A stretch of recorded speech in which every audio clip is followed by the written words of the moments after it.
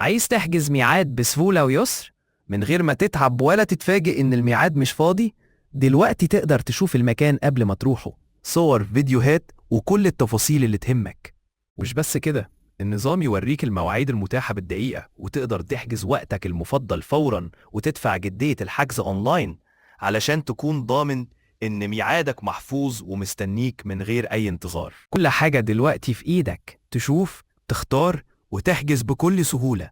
كيفية الاستخدام: عمل سكان لكيو آر كود المعلق عند الإدارة أو من البروشور الخاص بي. إذا قمت بالتسجيل من قبل، قم بكتابة الموبايل الذي سجلت به وكلمة السر. إذا لم يكن لديك حساب، قم بالضغط على إنشاء حساب جديد. أدخل بياناتك ثم اضغط إنشاء حساب. يمكنك الآن تسجيل الدخول. اضغط على زر التواصل عبر التليجرام لإنشاء قناة اتصال خاصة بينك وبين الإدارة تمكنك من استقبال وإرسال رسائل من وإلى الإدارة.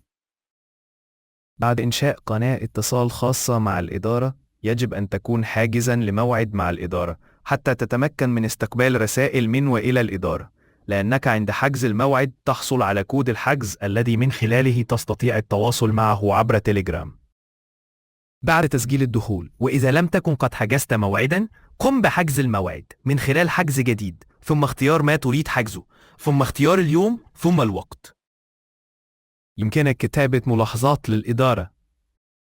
عند الضغط على تأكيد الحجز يتم تحويلك لمنصة الدفع واختيار المحفظة أو الفيزا إذا كنت ترغب في ذلك. إذا كنت تدفع عن طريق المحفظة، يجب الدخول على تطبيق المحفظة وتوافق على الدفع أو تستقبل رسالة SMS من الجهة اللي انت عامل عليها المحفظة تقول لك تدفع ازاي. لو ما جاتلكش رسالة، ادخل على التطبيق واقبل الدفع، وبعد كده بتجيلك رسالة على التليجرام تقول انك دفعت وتعطيك كود الحجز. لو بعد ما حجزت الموعد ودخلت، هتلاقي حاجة من الاتنين: إما الموعد قبل التأكيد من الإدارة بيكون الشكل كده، وبعد التأكيد بيكون الشكل كده.